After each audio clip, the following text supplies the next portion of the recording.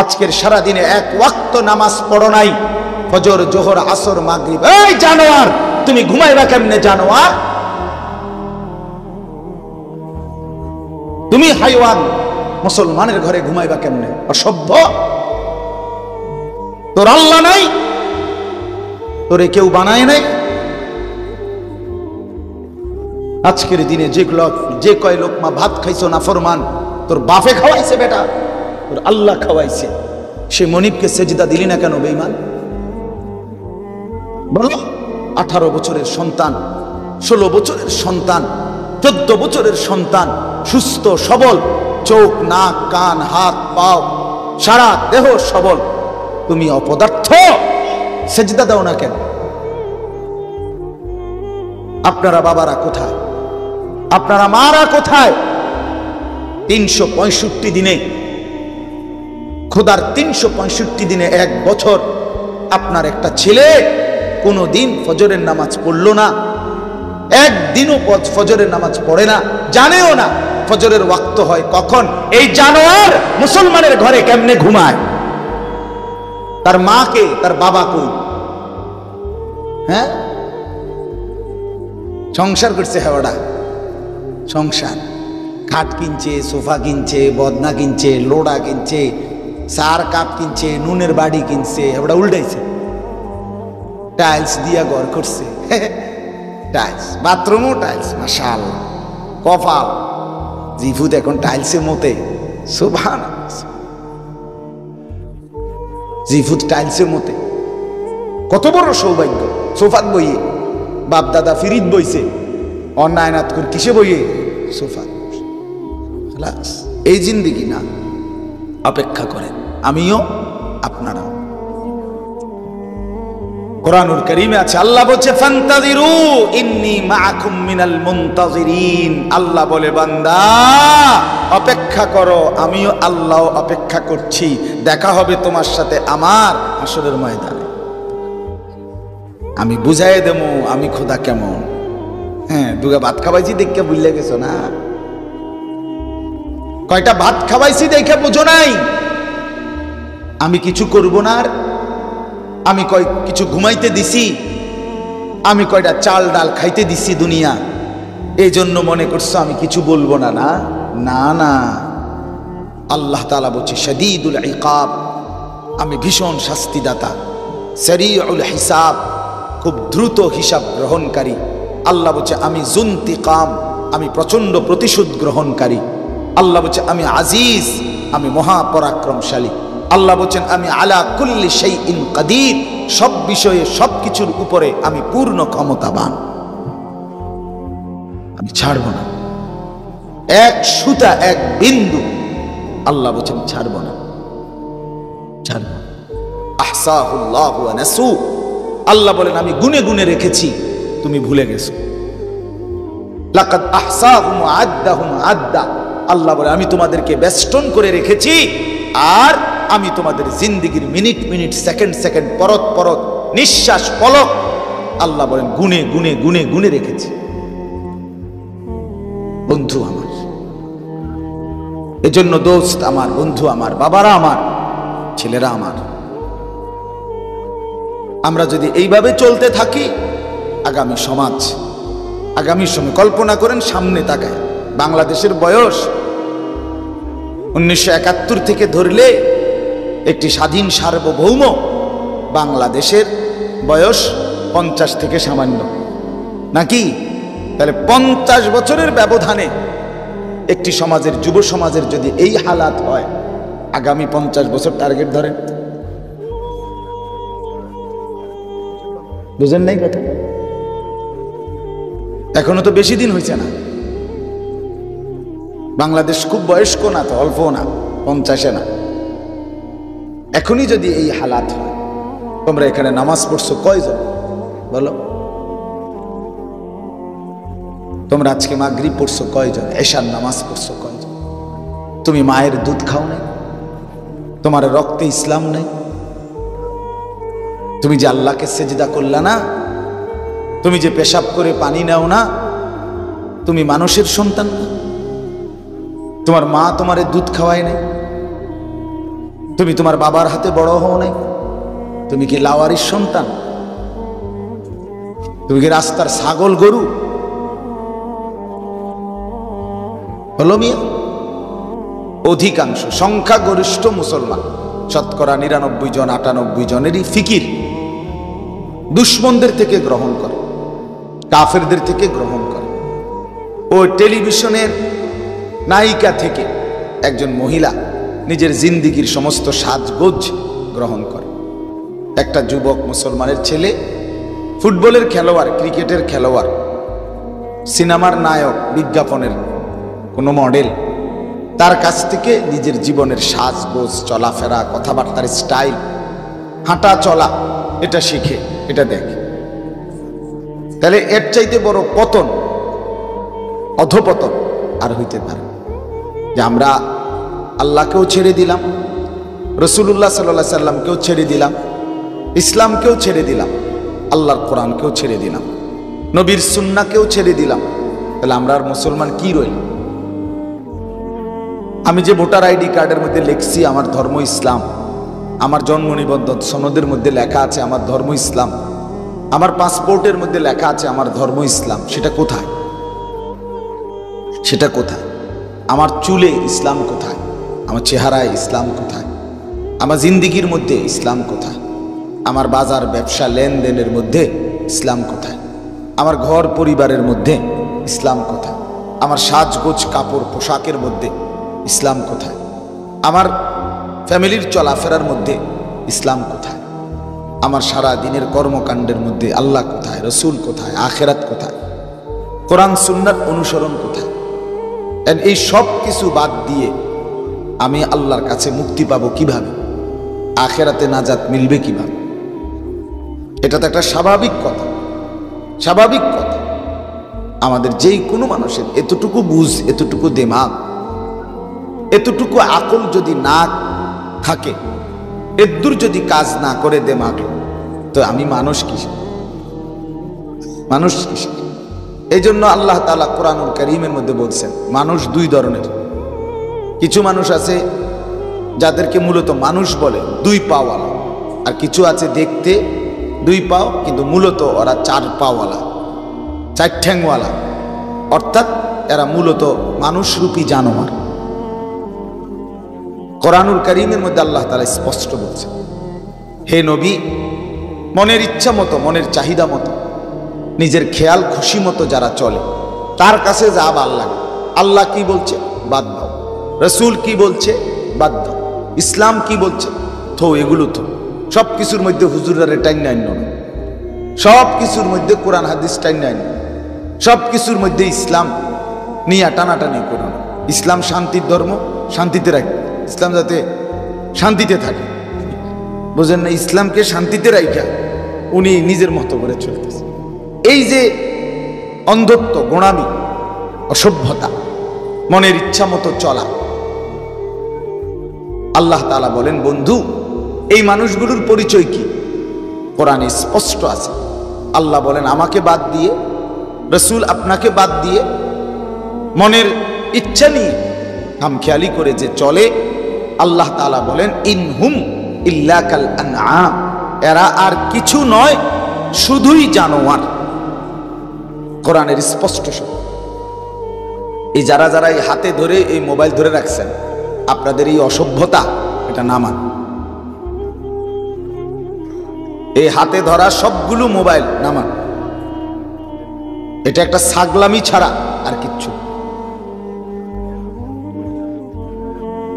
একটা শব্দ, এই যারা মোবাইল এরকম ধরে রাখে, একটা শব্দ তার কলিজার ভিতরে ঢোকে না। তার সব কিছু মোবাইলেই জমা হয়, পরে গিয়া দেখে কার পরের দিন আওয়াজ ভালো হয়েছে না, ছবি ঠিক মতো উঠছে না, দূর দূর দূর দূর কেরম দেখা যায়, এ দিছে অ্যাক্টিভ ডিলেট। তো তুই অপদার্থ এতক্ষণ মেহনত করলি কেন? এটা বলেন, একটা ঘন্টা যে মেহনত করলা, একবার এমনে একবার হেমনে এরম করলা, তো এটা আবার ডিলেট করে দিলা কেন? তার মানে দিলেও নাই, মোবাইলেও নাই, কোথাও আর নাই। যেই প্লাস্টিক ছিল এই প্লাস্টিকের হয়ে গেল, যেই অপদার্থ ছিল ওই অপদার্থই থেকে। এজন্য আমি প্রতিদিন বলি, আজকে বেঈমান কাফের মুশরিকরা, শয়তান এবং শয়তানের অনুসারীরা, তাদের সবচেয়ে বড় সফলতা হলো যে তারা আমাদের মুসলিম কোটি কোটি মানুষকে, যুবক যুবতী, নারী পুরুষকে একদম ব্রেন ওয়াশ করে এইভাবে বসাইয়া দিছে ব্রেনের ভিতরে যে তোমার জিন্দিগি শুধুই মোবাইল। তোমারে খোদা বানাইছে মোবাইল টিপতা, আর মোবাইল রে বানাইছে তোমার লাগে। তোমাকে বানানো হয়েছে মোবাইলের জন্য, মোবাইল বানানো হয়েছে তোমার জন্য। যার ফলে মুসলমানের ছেলে পেলের সারাক্ষণ ফিকির, উঠতে বসতে, চলতে ফিরতে, হাঁটতে, খাইতে, ঘুমাইতে, পেশাব পায়খানা, রাত গভীর 24 ঘন্টার ফিকির মোবাইল। এই ছবি, নাচ, গান, অশ্লীল দৃশ্য, উলঙ্গ ছবি, জেনা ব্যভিচারের দৃশ্য, আপন মা বাবা পাশের রুমে, এই রুমে সারা রাত উলঙ্গ ছবি দেখে, জেনা ব্যভিচারের দৃশ্য দেখে। মাকে মোটেও মার কাছে 2টা মিনিট বসে না, বাবার কাছে। সমবয়সী শয়তান দুষ্ট এই বন্ধুদের সাথেই জিন্দেগি কাটে। এই জীবনটাই এমন এক খামখেয়ালি, লাওয়ারিশ, পিতৃমাতৃ পরিচয়হীন এক জিন্দেগি, যার সাথে কোনো তার বাবা দাদা বংশ সমাজ পাড়া মহল্লা কিচ্ছুর লগে কোনো মিল নাই। আমি তো সবসময় এটা, এই যে সমস্ত ছেলেদের চুল সামনে পিছনে ডানে বামে বড়, তোমরা মূলত সহজ হিসাব, তোমরা মা হারা, বাবা হারা, বংশ হারা, ইজ্জত হারা, সমাজ হারা। কারণ তোমাদের এই চুল চেহারার সাথে তোমার বাবা, তোমার দাদা, তোমার বংশ, তোমার দেশ, তোমার পাড়া, তোমার মহল্লা, তোমার জাতি, তোমার আল্লাহ, তোমার রসুল, তোমার কোরআন, তোমার সুন্নাহ, তোমার এলাকার কোনো আলেম, কোনো ভদ্র মানুষ, কোনো দিনদার, কোনো নেককার, কোনো নামাজি, কারোর সাথে এটার মিল নাই। তাহলে এটা তুমি কোনখান থেকে নিলা? তার মানে তুমি এই সমাজচ্যুত এক সন্তান, তুমি এক সমাজচ্যুত সন্তান, তুমি মা বাবার বন্ধন ছিন্ন এক সন্তান। এটাই বাস, যে তুমি তোমার মা রাগ, তোর মা দিয়ে আমি কি, আমার দরকার হইল, আমার পছন্দ হইল মোবাইলের ওই কোনো বেঈমানের মডেল, কোনো কাফেরের মডেল। এইভাবে জিন্দিগি পার হয়ে যাবে, ঠিক আছে, কিন্তু কবর আখিরাত পার হবে না, পার হবে না দোস্ত। জীবনটা মোবাইলের জন্য না, জীবনটা আল্লাহ তাআলার গোলামির জন্য। আল্লাহ তাআলা ইবাদতের জন্য বানিয়েছে, ইবাদতের জন্য।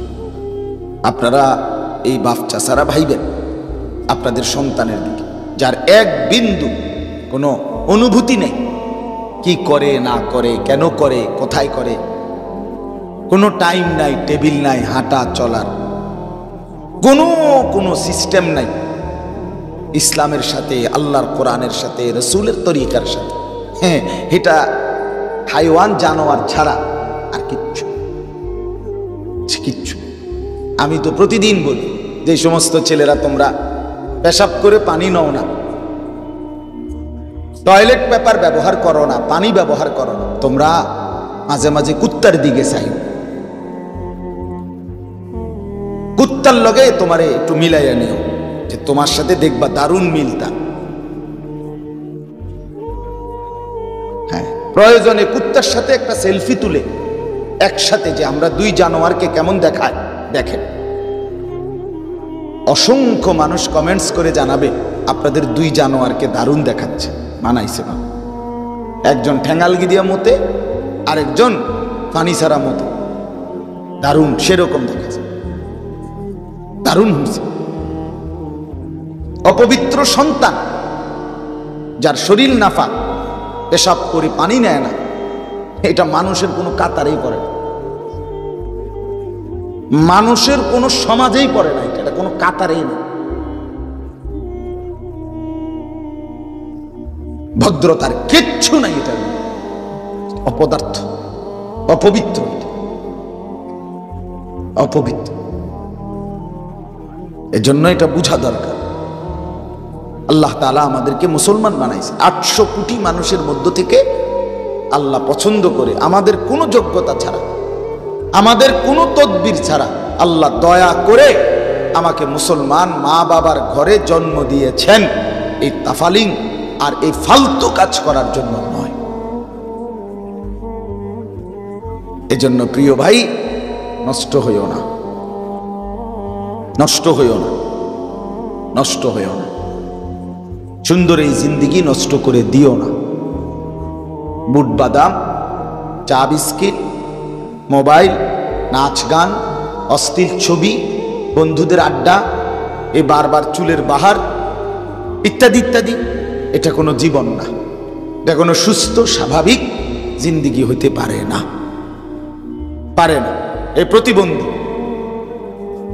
1 বছরে যে কমপক্ষে 5-6 আইটেমে চুল কাটছে, একবারই স্পষ্ট, যে কোনো ডাক্তার দেখাইলে কইব তে মানসিক প্রতিবন্ধী, কোনো সন্দেহ নেই, তার সিরা বাস্তবে, এটা কোনো সন্দেহ নেই। কারণ এর যে তার সিরা, এটা লইয়া কোনো সন্দেহ নেই।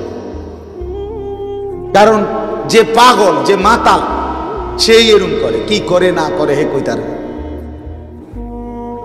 আমি আমার মাথার চুল থেকে পায়ের নখ পর্যন্ত যা করি আমি তা জানি, প্রতিটার সাথে আমার কোরআন সুন্নাহর সাথে মিল রেখেই আমল করতে চেষ্টা করি। আমার হিসাব আছে, সনদ আছে। মুসলমান, মুমিন, নেককার, নামাজি, দিনদার প্রত্যেকের চলাফেরার একটা হিসাব আছে। হিসাব ছাড়া, নিয়ন্ত্রণহীন, লাগাম ছাড়া যার জিন্দেগি, তার জীবন মানুষের জীবন নয়, বরং হাইওয়ান, জানোয়ারের জীবন। এটা বোঝা উচিত। চলেন, বলতেছিলাম যে আল্লাহ তাআলা নারীকে সৃষ্টি করেছে। ওই 2 ছেলে দেখেন বয়ে বয়ে বুট খায়, এই যে হেরা দুজন সুন্দর, মানে হেরার হিসাব বলে এনে যে এতগুলো মানুষ, হ্যাঁ, এটা আমার কি দরকার? আমার দরকার আমার বুট খানা, বুঝেন নাই? এই যে দুজন তামাশা আর কি, কে কি মনে করে, কে কি ভাবে, কে কেমন দেখা যায়, এত তান আমার টোয়া লাগে। আমার মনে যা চায়, আমার মনে যা চায়, মা লজ্জিত হবে হোক, বাবা লজ্জিত হবে হোক, সমাজ লজ্জিত হবে হোক, আমার কি, আমার মনে যা চায়। এটা মুসলমানের জিন্দেগি না, সুস্থ স্বাভাবিক জীবন নয় বাপ। এটা বোঝা উচিত, এটা বুঝা। আমি একটু শক্তই, আমার এটা মেহনত, আমার এটা ফিকির, আমার এটা সাধনা। মুসলমানের ছেলেদেরকে বদলাইতে হবে।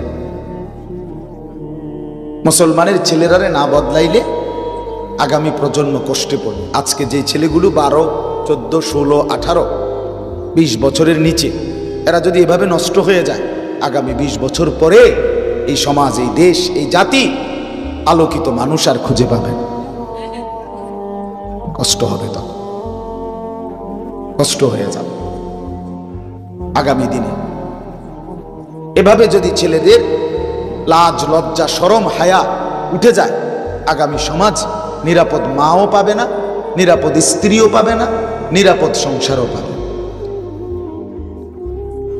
জিনা, ব্যভিচার, অশ্লীলতা, আপনজনের সাথে অসভ্যতা যদি ব্যাপক হয়ে যায়, তাইলে এই সমাজ পরিবার শূন্য হয়ে যাবে। এটা বই, কিতাবের কথা, আমি নিজে পড়ছি তাফসিরে।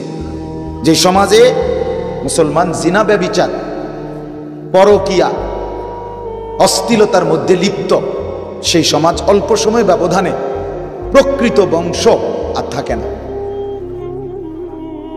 থাকে না। আপনি যেই কোনো চেয়ারম্যান, আমি জিগায়ে দেখছি, আপনাদের ইউনিয়নের চেয়ারম্যান, যেই কোনো চেয়ারম্যানরে জিগায়ে দেখেন এখন, যে চেয়ারম্যানরা সবচেয়ে বেশি মেল করে কিসের, কি নিয়ে ঝামেলা আছে। এই আমি জিগায়ে দেখছি অসংখ্য, প্রতিদিন পেরেশান তারা এটা নিয়েই। স্ত্রী, স্বামী, ছেলে মেয়ের এই অশ্লীলতা, বেহায়াপনা, পরকিয়া, এই নিয়ে পেরেশান।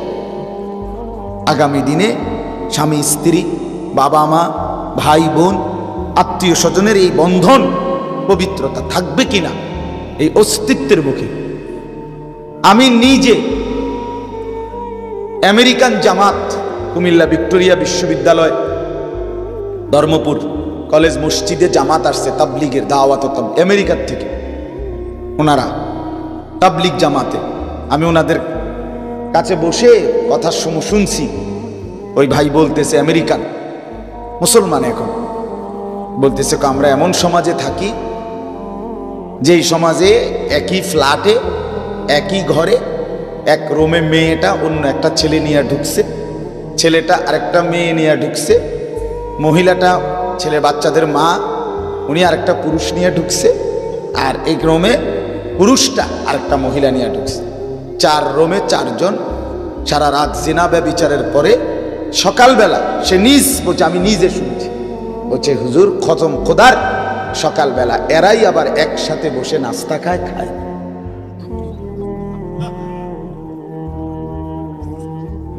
আধুনিকতা, প্রগতি এদেরকে এখানে পৌঁছায় দিচ্ছে। বংশ কোথায়? বংশ কোথায়? হালাল না হারাম, বৈধ না অবৈধ, কিচ্ছু দরকার। ফ্রি সেক্স, অবাধ যৌন স্বাধীনতা, যে যাকে পারো যেখানে পারো, যে যার সাথে সম্পর্ক করার করো, অসুবিধা নেই, অসুবিধা নেই। বন্ধু, এভাবে টিকবে না দেশ, এভাবে জাতি টিকবে না, এভাবে সমাজ টিকবে না। আপনাদের মুরব্বীদেরকে আপনারা আপনাদের ছেলেদের দিকে নজর দেন, চেয়ে দেখেন মানুষের সুরত কয়টা, আর বেনামাজি বেহায়ার চেহারার অবস্থা কি দেখেন। মোবাইলে ছবি দেখতে দেখতে, উলঙ্গ নাচ দেখতে দেখতে চোখ ভিতরে ঢুকিয়ে গেছে, কোমরের মধ্যে অর্ধেক নাই গোস্ত, যৌবনের কোনো শক্তি নাই। নিজের হাতকে অশ্লীল কাজে ব্যবহার করে অশ্লীলতার বেহায়াপনার মাধ্যমে শরীর শেষ, যৌবন শেষ, জিন্দেগি শেষ। এক জগ ফানি অপদার্থের মা যদি কয় যে তুই কদূর এই জগ ফানিটা কদূর আইনা দেখ, ফাইতাম না, ফাইতাম না, ফাইতাম না, ফাইতাম না, ভাল লাগে না। আপন মা যদি বলে যে তোর বাপেরে এই 3 বাটিওয়ালা বাটির মধ্যে 2 ভাত দিয়ে আয় বিষ্ণুপুর বাজারে, পারতাম, এক কথা পারতাম, পারতাম না কেন? ভাল লাগে না। তার মানে অশ্লীলতা, অসভ্যতা, গুনাহ, উলঙ্গ ছবি, আর এই সমবয়সীদের আড্ডা, এই অসভ্য জঙ্গলিদের হাঁটা চলার কারণে এই অপদার্থের শরীরের মধ্যে ভালো কাজ করার, কল্যাণ কাজ করার, বাবা মার খেদমত করার, সমাজের কোনো উপকার করার ন্যূনতম মানসিকতা নাই। নিজের শাহওয়াতের গোলাম, নিজের কামনা বাসনার গোলাম। 24 ঘন্টা লজ্জাস্থানের শাহওয়াত, এটা যা চায় এটা পূরণ করার জন্যই ব্যস্ত। খালাস, এর নাম সিদ্দিকী, এর নাম সিদ্দিকী।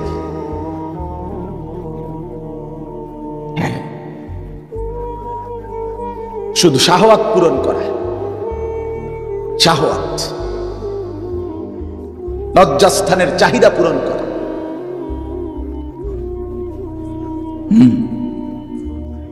রব্বানা ইন্নাকা তা'লামু মা নুখফি ওয়া মা নু'লিন।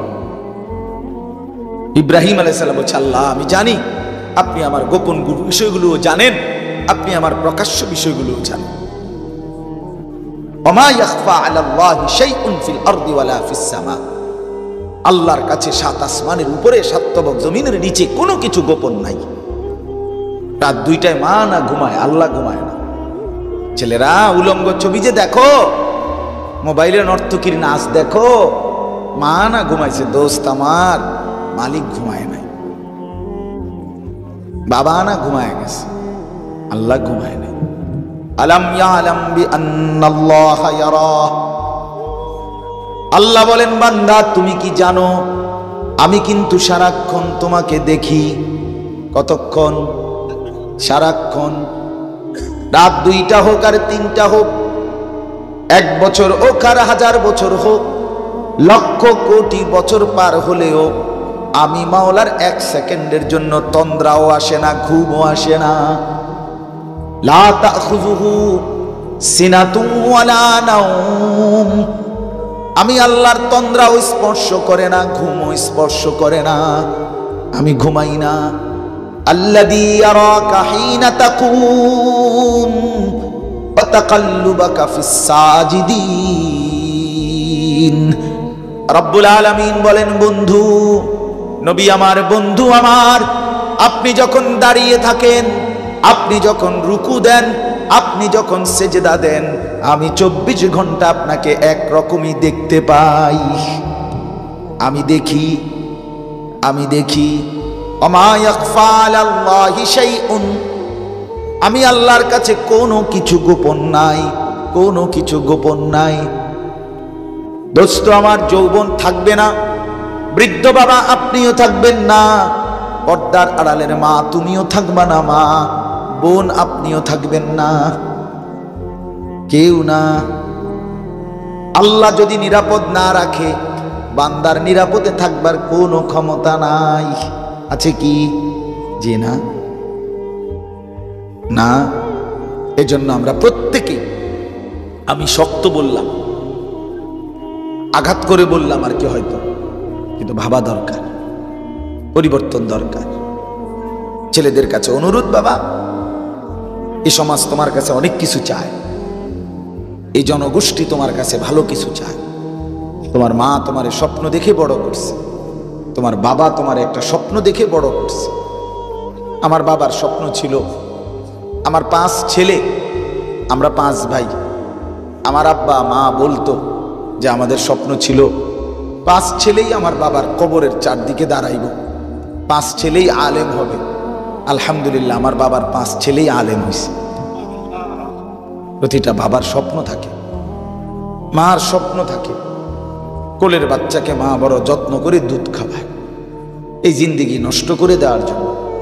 আজকে 16 বছরে তুমি জীবনটা নষ্ট করে দিবা, এই জন্য মা দুধ খাওয়ায়নি, এই জন্য বাবা আদর যত্ন করে লালন পালন করে নাই। বন্ধু, বিদেশের জমিনে যে সমস্ত লোকরা পড়ে আছে, ওরা বিদেশের মাটিতে 6 বছর 12 বছর 16 বছর এত কষ্ট করে কামাই রোজগার করে, কলিজা পানি করে, বছরের পর বছর 12 ঘন্টা ডিউটি করার পরে নিজেদের রোমে আইসা যারা কোনোদিন মাকে দেখে না, বোনকে দেখে না, স্ত্রীকে দেখে না, ছেলে মেয়েকে দেখে না, সে মানুষটা কি পরিমাণ কলিজাটা পাথর বাইন্দা কয়টা টাকার জন্য, বউ বাচ্চার সন্তানদের জীবন গঠনের জন্য এই টাকার আশায় বিদেশের জমিনে দিনের পর দিন, রাতের পর রাত পড়ে থাকে।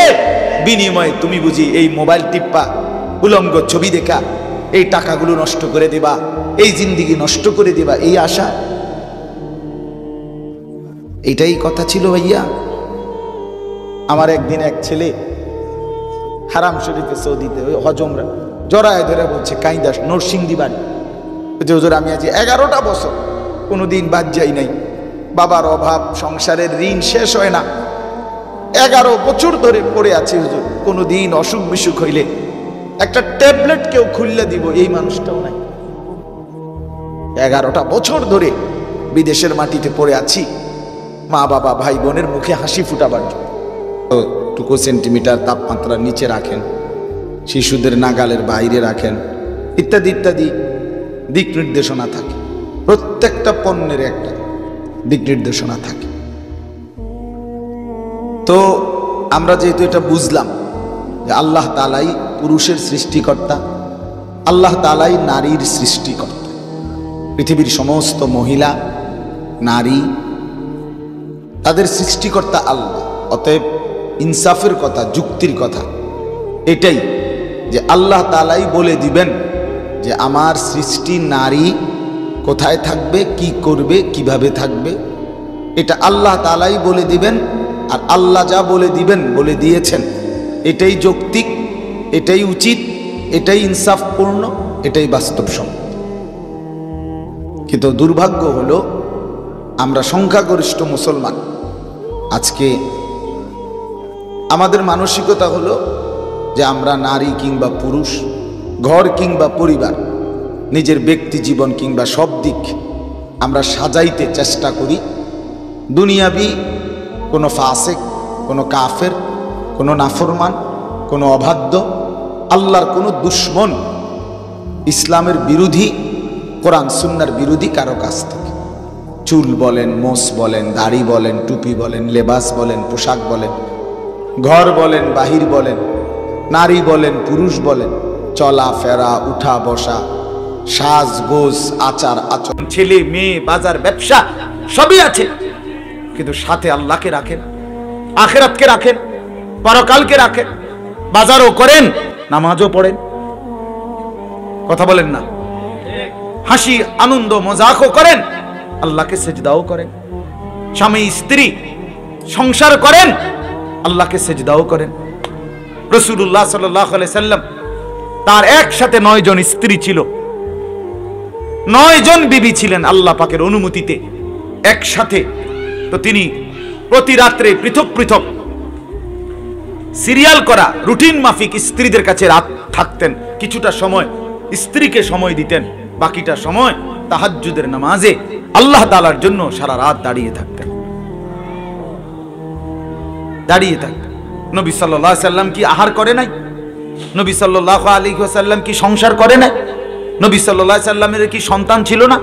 কথা বলেন না কেন? নবী সাল্লাল্লাহু আলাইহি ওয়াসাল্লামের খায়বারের মধ্যে নবীজির নিজের খেজুরের বাগান ছিল। রাসূলুল্লাহ সাল্লাল্লাহু আলাইহি ওয়াসাল্লামের শস্য আপনার খেজুরের বাগান ছিল। তাইলে আল্লাহর নবী সাল্লাল্লাহু আলাইহি ওয়াসাল্লাম দুনিয়া বাদ দেন নাই। সাহাবায়ে কেরামের অসংখ্য সাহাবী তারা বাজার করতেন, ব্যবসা করতেন, তরি তরকারি চাষাবাদ করতেন, খেজুরের বাগান করতেন, আঙ্গুরের বাগান করতেন, তারপরে আখিরাতের বন্দিগিও করতেন। তাকে বাদ দিতে বলছে কেউ আপনাকে? আমরা বললেই উল্টা কথা কয়, উল্টা মাইতো না চাই হুজুরের এত কথা ধরলে আর চলন যাইতো না, আর না আমনে একটা চলিন্ন হইয়া গেছেন, আর আমরা উঠতে রয়েছি সবাই। আমনে গেল ভাত খান, আমরা 3 বেলা চিরা খাই ভিজাইয়া। এজন্য দয়া করে আখিরাত বাদ দিয়েন না, আখিরাতকে মিলান। আমি যে আয়াত পড়ছি এবার শুনেন। এই আয়াতের মধ্যে আল্লাহ তাআলা দুনিয়ার স্থায়িত্ব, দুনিয়ার পরিমাণটা কদ্দুর এখানে তুলে ধরছেন, আর আখিরাতের কথাটাও, হাসরের ময়দানের দৃশ্যটাও, হালাতটা, অবস্থাটাও তুলে ধরছেন। এই অল্প একটু এবার শুনেন, ইনশাআল্লাহ মনোযোগ দিলেই বুঝবেন। আমার এতগুলো কথার আলোকে এই কথা এবার শুনেন। 15 নম্বর পারা, 18 নম্বর সূরা, সূরা কাহাফ। এই সূরার 5টি আয়াত আমি পড়ছি, 45, 46, 47, 48, 49। এই 5টা আয়াত আমি আপনাদের সামনে তেলাওয়াত করেছি ইনশাআল্লাহ। এখন এই তরজমা শুনেন। আল্লাহ তাআলা বলেন, অদরিব লাহুম মাসালাল হায়াতিদ দুনিয়া। হে নবী, বন্ধু আমার, আপনি আমার বান্দাদের নিকটে দুনিয়ার হায়াতের দৃষ্টান্ত বর্ণনা করেন। প্রত্যেকের দুনিয়ার হায়াতটা কদ্দুর। আমরা যারা দুনিয়া জন্ম নিলাম, মৃত্যুবরণ করলাম, আর মাঝখান দিয়ে যা দৌড় ঝাঁপ, মেহনত, চেষ্টা, তদবির, মারামারি, দরাদরি, সিরাসিরি যে যা করলাম, সব মিলাইয়া কদ্দুর। কি করলাম? আল্লাহ বলেন, এটার উদাহরণটা বান্দাকে বলেন, আপনার উম্মতকে শুনান। আজকে 2-3 দিন বৃষ্টি হইতেছে না? আল্লাহ তাআলা বলেন, এই দুনিয়ার জিন্দেগিটা কামাইন আনজালনাহু মিনাস সামাই, ক্ষেতের উপরে বৃষ্টির পানির মতো, যা আসমান থেকে বর্ষিত হয়। এই বৃষ্টির সাথে তুলনা দিছি ক্ষেতের উপরে। আচ্ছা, এই কথাটা আমি বুঝাইতেছি আপনারা, এমনি বুঝবেন, সহজ সুন্দর। আমরা যারা এটা বুঝি যে ধান, প্রথম কৃষক ক্ষেতের মধ্যে ধান ফেলে, জ্বালা হিসাবে ফেলার পরে কিছুদিন পরে, অল্প কয়েকদিন পরেই ছোট্ট ধানের ভিতর থেকে একটা সবুজ গাছ প্রথম কি হয়, বের হয় কি না বলেন? এইবার এই সবুজ গাছের চারাটা, যেটা ধান ফাইসা কি হইছে, বের হইছে, এটা বাড়তে থাকে। এটা কি থাকে? বাড়তে বাড়তে এরপরে এটার মধ্যে ধান আবার বড় সবুজ গাছ হয়, পুরা ক্ষেত সবুজ শ্যামল গাছে ভরা ধান গাছ, এগুলোর মধ্যে থেকে নতুন ধান বের হয়। কিছুদিন পরে এগুলো আবার এই সবুজ সুন্দর মনোমুগ্ধকর ক্ষেতটা, ধান ক্ষেত, এটা হলুদ হয়ে যায়। হলুদ মানে পাইকা গেছে, হলুদ হয়ে গেছে মানে কি? কথা কন না। এরপরে কৃষক হলুদ পাকা ধান গাছ সহ কাইটা আনে, কাইটা বাড়িতে আনে, আনার পরে সেটাকে ধান গাছ থেকে আলাদা করে, মানে ধান মারায়, ঠিক আছে না? ধান আলাদা করে ড্রাম যেখানে রাখার রাইখা দিছে। এখন আর রয়ে গেছে কি? হলুদ গাছগুলো, ঠিক না? এগুলো শুকাইতে দেয়। শুকাইতে দিলে কয়েকদিনের মধ্যে এগুলো যখন শুকায়, এইবার এই গাছগুলোই খড়কুটার মতো উড়তে থাকে। বাতাসের মধ্যে কি হয়? উড়ে। উড়ে না? বাতাস আসলে খড়কুটা উড়ে কি না বলেন? আচ্ছা, এইবার কোন এই যে খড়কুটার মতো উঠতেছে, ওই প্রথম যে ধান ফেলছিল, গাছ বের হয়েছিল, এই থেকে আজকের এই খড়কুটা পর্যন্ত পৌঁছা পর্যন্ত এইটুকু সময় মোট কয়শো বছর? কথা কন না কেন? 3 মাস, নইলে 4 মাস, নইলে 6 মাস। 6 মাস হয় না, 4 মাস, 4.5 মাস, 3.5 মাস, আমরা এই রুমে 4-5 মাসে ধরি, ঠিক আছে না কথাটা? এই 4-5 মাস আল্লাহ তাআলা বলেন, বান্দা বিশ্বাস করো, তোমার 60 বছর, তোমার 70 বছর, তোমার 80 বছর, তোমার 90 বছর, কিংবা 40 বছর, কিংবা 100 বছর, কিংবা 110 বছর, যার হায়াত যতটুকু, ঠিক ওই কৃষকের ক্ষেতের ধান শুরু থেকে খড়কুটা বাতাসে উঠতেছে এই পর্যন্ত যেটুকু সময়, তোমার দুনিয়ার হায়াতও এটুকু। বুঝেন নাই কথাটা? কামাইন আনজালনাহু মিনাস সামা, আল্লাহ বলেন দুনিয়ার জীবনটার দৃষ্টান্ত এরকম যে যেন আকাশ থেকে ধান ক্ষেতের উপরে বৃষ্টি পড়লো, বৃষ্টি পড়লো। আনজালনা, এখানে একটা কথা মনে রাখতে হবে, বৃষ্টি। আল্লাহ তাআলা বলেন আনজালনা, আমি নাজিল করেছি। বৃষ্টি আল্লাহ কি করছে? এই কোরআনের ব্যাপারে আল্লাহ বলছে, কোরআন আমি নাজিল করেছি। পোশাকের ব্যাপারে, পোশাক আল্লাহ বলেন আমি নাজিল করেছি। লোহা, লোহা আল্লাহ বলেন কোরআনে আমি নাজিল করেছি। আল্লাহ তাআলা যা কিছু নাজিল করে তা বান্দার জন্য রহমত। যেমন কোরআন আমাদের জন্য মুসিবত না রহমত, ঠিক বৃষ্টিও আমাদের জন্য রহমত। লোহা আমাদের জন্য রহমত, আমাদের দেহের পোশাক আমাদের জন্য রহমত। পৃথিবীর কোন প্রাণী, সব প্রাণী নিজ দেহের অঙ্গ দিয়া, লেজ কিংবা দেহের অংশ দিয়েই সে তার লজ্জাস্থান ঢাকে, কিন্তু মানুষই একমাত্র প্রাণী যে পোশাক ছাড়া নিজের লজ্জা ঢাকার কোনো সিস্টেম নেই।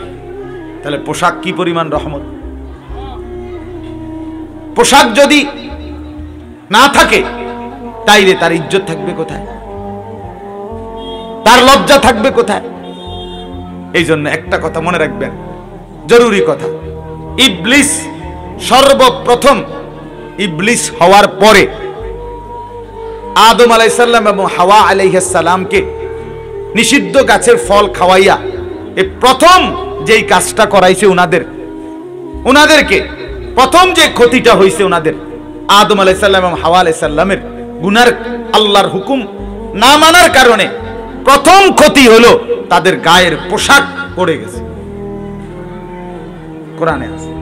এজন্য প্রথম দিন শুরু থেকে ইবলিসের চেষ্টা বনি আদমের লজ্জা, বনি আদমের লজ্জার ঢাকা তার পোশাক। এই জন্য সেই পোশাককে যতটা খুলে দেওয়া যায়, পোশাককে যতটা খোলামেলা করা যায়, মানুষ ততটাই লাঞ্ছিত, অপদস্থ, ঘৃণিত, লজ্জিত হয়। এই জন্য সেই থেকে আজ পর্যন্ত শয়তান এবং শয়তানের অনুসারীদের সর্বযুগে চেষ্টা নারীর পোশাক যতটা সম্ভব কমায়া ফেলা। নারীকে যত বেশি পোশাক নারীর থেকে সরানো যাবে তত বেশি নারী ঘৃণিত, লাঞ্ছিত, অপদস্থ হবে, লজ্জিত হবে। বুঝছেন না? হ্যাঁ, আমার এই সন্তানরা এত জঘন্য হয় নাই, আলহামদুলিল্লাহ, এখনো এত নিকৃষ্ট হয় নাই মুসলমানের এই যুবকরা। অতএব এদেরকে নিয়ে আমি ব্যক্তিগতভাবে হতাশ হতে চাই না। আমি চাই, আমি বিশ্বাস করি এই যুবকদের মধ্য থেকেই আগামী দিনের ইমাম মাহদীর সৈন্যরা তৈরি হবে ইনশাআল্লাহ। এরাই দাজ্জালের বিরুদ্ধে লড়বে ইনশাআল্লাহ, ইসলামে বিজয়ী হবে ইনশাআল্লাহ, কোন সন্দেহ। শেষ পর্যন্ত বিজয় ইসলামের। বিজয় কার? বিজয় কোরআনের, বিজয় আল্লাহর দ্বীনের। এজন্য নওজোয়ান সাথীরা, ঈমান হয়তো আটকায় গেছে জিন্দেগিতে, আল্লাহর বন্দেগী না করতে করতে বন্ধু কলিজাটা হয়তো অন্ধকার হয়ে গেছে, দিলটা হয়তো কালো হয়ে গেছে। একটু মহব্বত লাগাও, আল্লাহকে দুই চারটা ডাক দাও, আল্লাহর বন্দেগীর দিকে আগায় আসো, দেখবা রব্বুল আলামিন নিজ হাতে কলিজা ধুয়ে মুছে সাফ করে দিবে। এক বুজুর্গ, এক মাতাল মদে যুবক মদ খাইয়া মাতাল হইয়া রাস্তায় পড়েছিল। এই অবস্থায় আল্লাহর এক ওলি বায়েজিদ বুস্তামি অথবা জুনায়েদ বাগদাদি তো রাস্তায় পড়া সেই যুবককে দেখে সেই আল্লাহর ওলি দেখছেন যুবকের দুই দিক থেকে মদ খাওয়ার কারণে, নেশার কারণে লালা পড়ে, মুখ টুক ভরপুর, রাস্তায় বেহুশ হয়ে মাতাল হয়ে পড়ে আছে। ওই আল্লাহর ওলি দাঁড়াইয়া নিজে পানি হাতের কুশের মধ্যে করে পানি নিয়ে ওই যুবকের মুখ ধুয়ে সাফ করে দিছে। মনে মনে মুখে জবানে বলছে, হায়, এ তো আমার আল্লাহর বান্দা, এ তো আমার আল্লাহর বান্দা, আমার আল্লাহর বান্দা। এই কথা মনে করে মুখ ধুয়ে দিছে, সাফ করে দিছে। একটু পরেই যুবক পানির ছোঁয়া লাইগা তার হুঁশ আসছে, চোখ মেলে দেখতেছে জামানার শ্রেষ্ঠ বুজুর্গ জুনায়েদ বাগদাদি পাশে বসা। লাফ দিয়া উঠা বৈশা দুই পাও জড়াইয়ে ধরে বলছে, হযরত, আপনার মতো মহান মানুষ, আপনি আমাকে মুখ ধুয়ে দিলেন, আমার মতো মাতাল, আমার মতো মদখোর যুবককে। হযরত, আমি তওবা করলাম, আপনার হাত ধরে বললাম, আমি জীবনের তরে নাফরমানি ছেড়ে দিলাম, আমি এই পাপ ছেড়ে দিলাম, আমি আল্লাহর বন্দেগী করব, ইবাদত করব। আপনি হুজুর আল্লাহর কাছে দোয়া করেন আমার লাগা, আল্লাহ যেন আমার মাফ করে দেয়। হযরত জুনায়েদ বাগদাদি হাত তুলছেন, রব্বুল আলামিন উনার চোখ খুলে দিছেন। লৌহে মাহফুজের মধ্যে আল্লাহ তাআলা দেখাই দিছেন আল্লাহর প্রিয় বান্দা ওলি আল্লাহদের নামের মধ্যে এই যুবকের নাম উঠে গেছে। তিনি জিজ্ঞাসা করলেন, আল্লাহ, যুবক মাত্র তওবা করছে, এখনো তো বন্দেগী শুরুই করে নাই, আপনি এখনই তাকে আউলিয়াদের কাতারে নাম তুলে দিলেন? আল্লাহ তাআলা বললেন, জুনায়েদ, আমি তোমার মহব্বতে তাকে আউলিয়াদের কাতারে অন্তর্ভুক্ত করে দিয়েছি। বলছে, মানে? তুমি যখন জবানে বলছিলা আমার আল্লাহর বান্দা, এ কথা বলে তুমি যখন তার পানি দিয়ে মুখ ধুয়ে দিছ, আমি আল্লাহ তোমার মহব্বতে আমার জুনায়েদ এই কথা বলে আমি তার দিল সাফ করে দিয়েছি।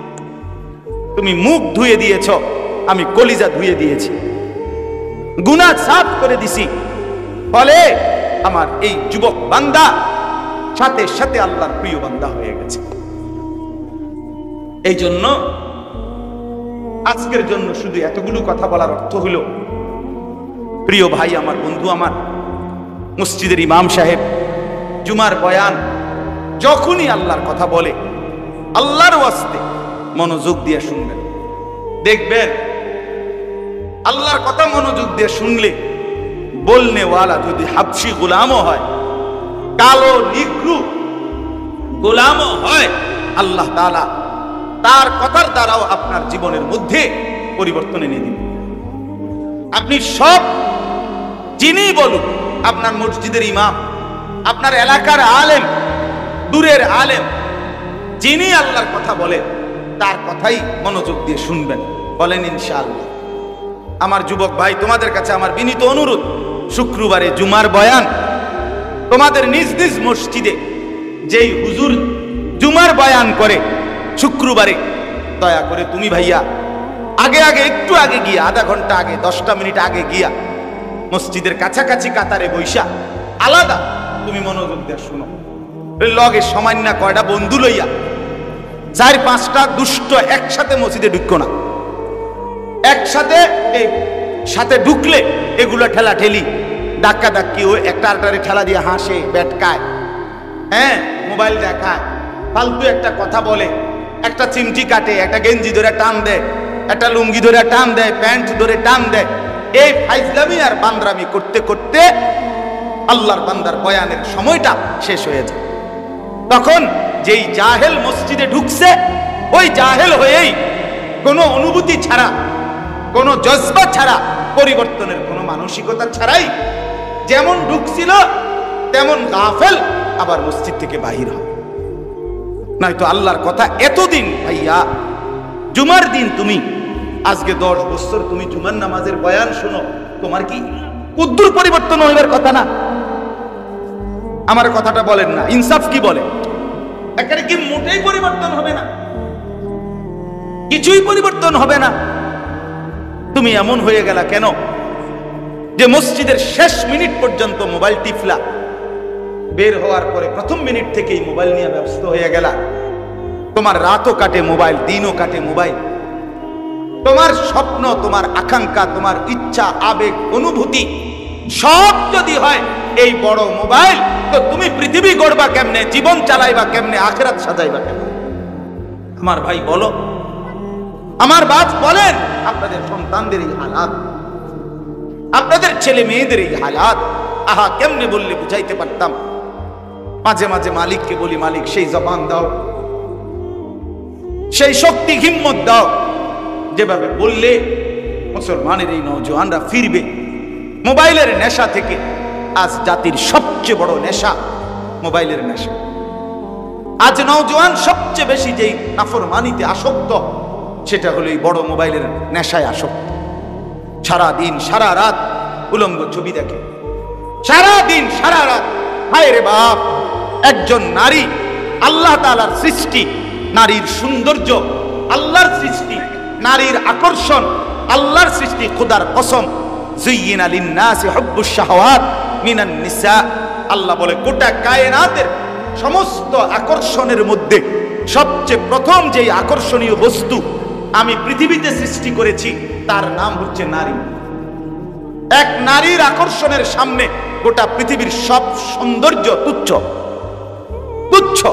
সেই নারী আল্লাহ দিয়েছেন, সৃষ্টি করেছেন, তার সৌন্দর্য আল্লাহর দেওয়া।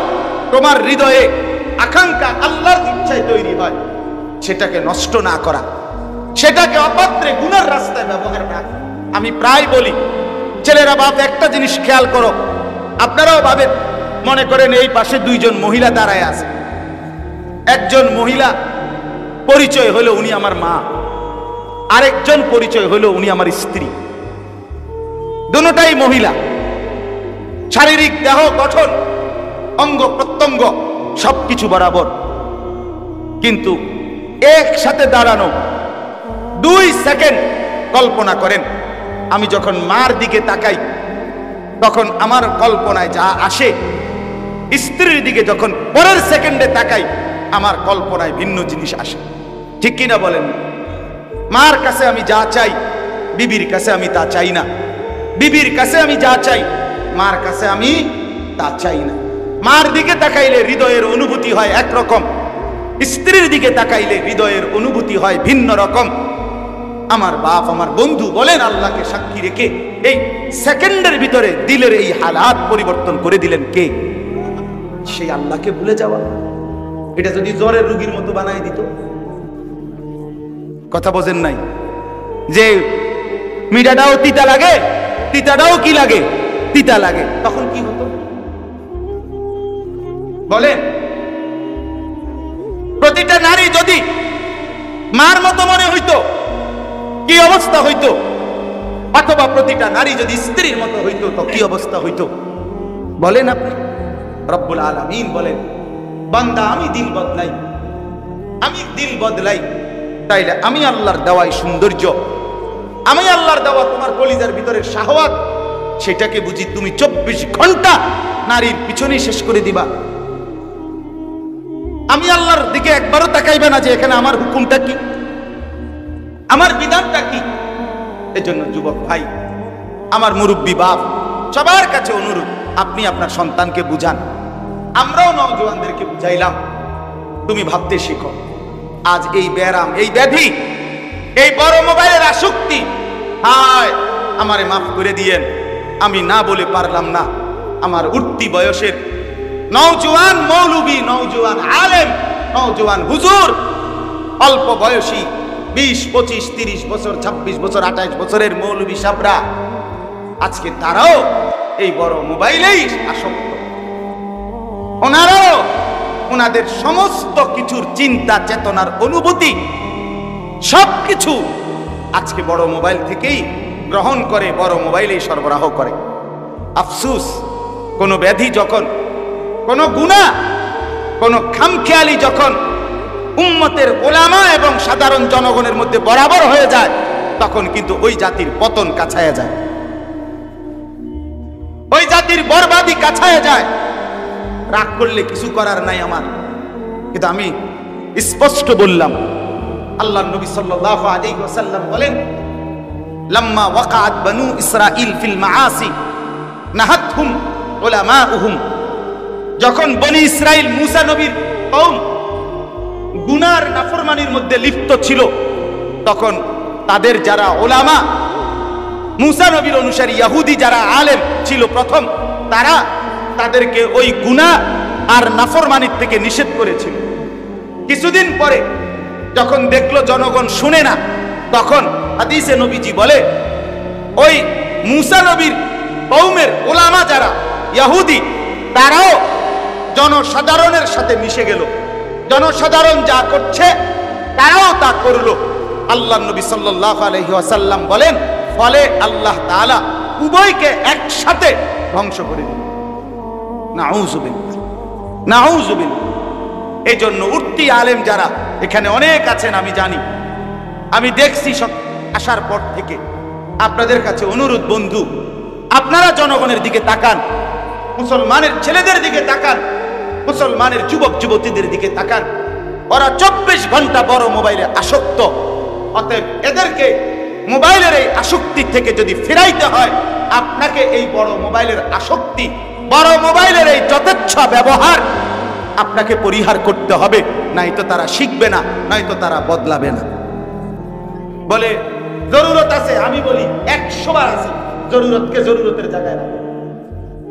কথা বোঝেন নাই? মোবাইল, বড় মোবাইলের দ্বারা কিছু প্রয়োজনীয় কি আছে, জিনিস আছে, থাকতেই পারে।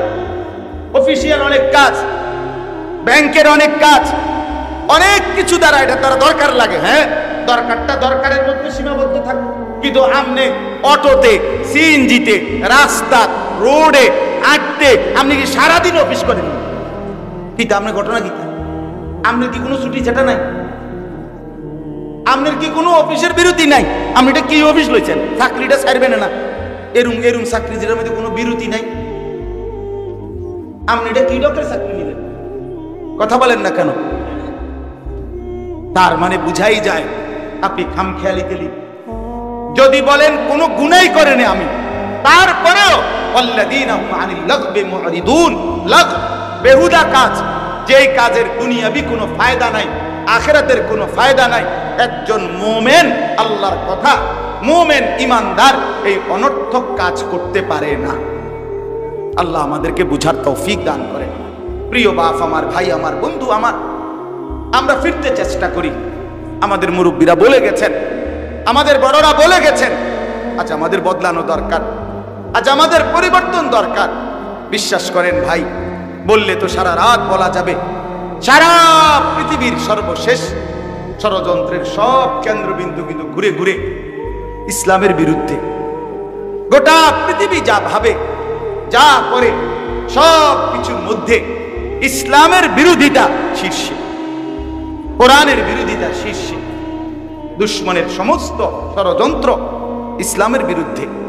অতএব দয়া করে আমাদের এই নওজওয়ানরা, আমাদের ভাইরা, যুবক বন্ধু, তোমরা যদি সারাক্ষণ নিজের জীবন যৌবন এই মোবাইল আর এই খামখেয়ালি আর এই বেনামাজি বেহায়া নারীর পিছনে ঘোরা এই জিন্দেগি দিয়ে নষ্ট করে ফেলো, তো ইসলাম বাঁচাবে কে? দিন রক্ষা করবে কে? আমি কেমনে বললে বুঝাইতাম? আমার ভাই, তুমি যদি বলো তোমার কাছে গিয়ে বলি, তো আসো, আমি কাছেই যাই। কসম খোদার, তুমি যদি বলো তোমার বুকের কাছে এসে বলি, তো তোমার বুকের কাছেই বলি। তুমি না জাগলে ইসলাম জাগবে না। আল্লাহর নবী সাল্লাল্লাহু আলাইহি ওয়াসাল্লাম উহুদের যুদ্ধের দিন, নবী সাল্লাল্লাহু আলাইহি ওয়াসাল্লাম উহুদ যুদ্ধের দিন সর্বপ্রথম 17 বছরের একজন যুবক সাহাবী হযরত সাদ ইবনে আবি ওয়াক্কাস রাদিয়াল্লাহু তাআলা আনহুকে নবী প্রথম বলছিলেন উহুদের যুদ্ধের দিন যে, সাদ, তুমি প্রথম শত্রুর দিকে তীর নিক্ষেপ শুরু করো, আজকের যুদ্ধ তুমি শুরু করো। ইরমি সাদ ফিদাকা আবি ওয়া উম্মি। নবী বলেন, সাদ, তুমি শত্রুর দিকে তীর মারো, আমি মুহাম্মদের মা বাপ তোমার মতো যুবকের জন্য কুরবান। রাসূলুল্লাহ ফিদাকা আবি ওয়া উম্মি। যুবক, তোমার জন্য নবী তার মা বাপ উৎসর্গ করেছে। তুমি শুধু বেডি চাইবার লাগে? হ্যাঁ, আস্তাগফিরুল্লাহ, আস্তাগফির। আরে বেটা, কস কি বেটা? কতক্ষণ দেখবি বেটি বেটা? কত বেডি দিলে তোর রাত কাটবে? কত বেডি দেখলে তোর যৌবন শেষ হবে? কত নোংরা ছবি দেখলে যুবক তোর লজ্জাস্থানের শাহওয়াত পূরণ হবে বেটা? ছি ছি ছি ছি ছি। মুসলমান এত নিকৃষ্ট হয় কেমনে? মুসলমান এত বেহায়া হয় কেমনে? মুসলমান এত বেশরম। আল্লাহ আমাদেরকে হেফাজত করেন। আজকে আমি পড়ছি রাসূলুল্লাহ সাল্লাল্লাহু আলাইহি ওয়াসাল্লাম একদিন সাহাবীদের মজলিসে একটা আয়াত পড়ছেন, ইয়া আইয়ুহাল্লাযীনা আমানু কু আনফুসাকুম ওয়া আহলিকুম নারা। রব্বুল আলামিন বলেন, হে মুমিন ঈমানদারগণ, তোমরা সকলেই তোমাদের নিজেদেরকে এবং তোমাদের পরিবারের সদস্যদেরকে জাহান্নামের আগুন থেকে বাঁচাও। এরপরে ওয়াকুদুহান নাস ওয়াল হিজারা। রব্বুল আলামিন বলেন, সেই জাহান্নামের আগুন থেকে বাঁচাও যেই জাহান্নামের আগুনের লাকড়ি হবে, যেই জাহান্নামের আগুনের ইন্ধন হবে। আল্লাহ তাআলা বলেন, মানুষ এবং পাথর। আলাইহা মালাইকাতুন গিলাযুন শিদাদুন লা ইয়াসুনাল্লাহ মা আমারাহুম ওয়া ইয়াফআলুনা মা ইউমারুন। রব্বুল আলামিন বলেন, বান্দা, এমন জাহান্নামের আগুন থেকে বাঁচাও যেই জাহান্নামের আগুনের লাকড়ি হবে মানুষ এবং পাথর। আর সেই জাহান্নামের পাহারাদার হবে যেই ফেরেশতা, তারা হবে আমি রব্বুল আলামিনের সমস্ত ফেরেশতার মধ্যে সবচেয়ে পাষাণ, সবচেয়ে কঠিন হৃদয়ের অধিকারী ফেরেশতা। আল্লাহ বলেন, আমার ওই ফেরেশতারা জাহান্নামের দায়িত্বে, যেই ফেরেশতাদের দিলের মধ্যে, কলিজার মধ্যে 1 সেকেন্ডের কোনো মায়া নাই। গিলাস, শিদাদ। আল্লাহ বলেন, ওই ফেরেশতারা আমি আল্লাহর হুকুমের কোনো নাফরমানি করে না, আর আমি যেমনে বলি তেমনি পালন করে। আল্লাহর নবী এই হাদিস কোরআনের আয়াত পড়বার সাথে সাথে আমি নিজে কিতাবে পড়েছি, আল্লাহর নবীর এক যুবক সাহাবী একটা চিৎকার করে আল্লাহর নবীর সাহাবী বেহুশ হয়ে পড়ে গেছে। নবী তখন তার বুকের মধ্যে হাত দিয়ে যখন বুঝলেন তার রূহ চলে যাবে এক্ষুনি, আল্লাহর নবী বললেন, যুবক, বলো তুমি লা ইলাহা ইল্লাল্লাহ। যুবক শুধু এই শব্দটা বলছে, লা ইলাহা ইল্লাল্লাহ। আল্লাহর নবী বলেন, সাহাবীরা, আমি মুহাম্মদ সাক্ষী দিলাম এই যুবক জান্নাতি হয়ে গেছে, কামিয়াব হয়ে গেছে। এক যুবকের কলিজার মধ্যে চিৎকার আসছে, হায়, জাহান্নামের আগুনের লাকড়ি হবে মানুষ, সেটা যদি আমি হই, সেটা যদি আমি হই। কুরআনুল কারীমে রব্বুল আলামিন বলেন, ফাত্তাকুন নারাল্লাতী ওয়াকুদুহান নাস ওয়াল হিজারা উইদ্দাত লিল কাফিরিন। বন্ধু শুনো, রব্বুল আলামিন বলেন, আমার বান্দা জাহান্নামের আগুনকে ভয় করো, যেই জাহান্নামের আগুনের লাকড়ি হবে মানুষ এবং পাথর। উইদ্দাত লিল কাফিরিন, যেই জাহান্নাম বেঈমান নাফরমান কাফেরের জন্য বানানো হয়েছে। আরো শুনেন, আল্লাহ বলেন, ওয়াত্তাকুন নারাল্লাতী উইদ্দাত লিল কাফিরিন। আল্লাহ বলে, বান্দা জাহান্নামকে ভয় করো, জাহান্নাম বানানো হয়েছে বেঈমানের জন্য। আল্লাহ আরো বলেন, শুনো, ফাআনদারতুকুম নারান তালাযা।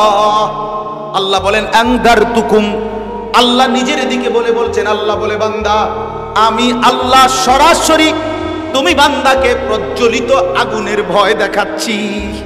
আমি কিন্তু জ্বালায়া ফেলুম, আমি কিন্তু ছারখার করে দেব, আমি রব্বুল আলামিন আগুনে পুড়ে ছাই করে ফেলবো। রব্বুল আলামিন বলেন, কুল্লামা নাদিজাত জুলুদুহুম বাদদালনাহুম জুলুদান গায়রাহা। নাকি রব্বুল আলামিন বলে, জাহান্নামী মনে রাখবি, জাহান্নামের আগুনের কারণে তোর শরীরের চামড়া যখন জ্বলে পুড়ে ছাই হবে, সাথে সাথে 1 সেকেন্ড দেরি হবে না, নতুন চামড়া হয়ে যাবে। জুলুদান গায়রাহা। রব্বুল আলামিন বলে, এভাবে কোটি কোটি বছর অনন্তকাল চামড়া হবে আর জ্বলবে, চামড়া হবে আর জ্বলবে। আরো শুনবেন, রব্বুল আলামিন বলেন, লাহুম মিন ফাওকিহিম যুলালুম মিনান নার ওয়া মিন তাহতিহিম যুলাল যালিকা ইউখাফফিফুল্লাহু বিহি ইবাদা ইয়া ইবাদি ফাত্তাকুন।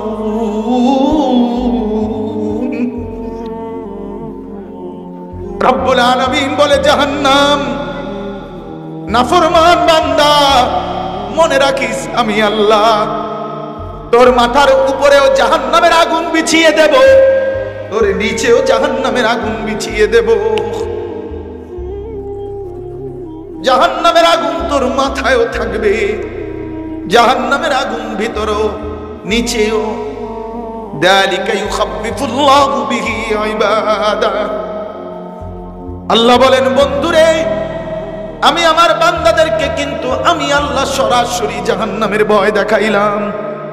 এবার আল্লাহ আবার বলে, ইয়া ইবাদি ফাত্তাকুন। আরে আমার বান্দা, তুই কিন্তু জাহান্নামকে ভয় করিস। আল্লাহ বলছেন, আল্লাহ বলছেন, আল্লাহ আমারে মাফ করে দেন, আল্লাহ মাফ করে দেন।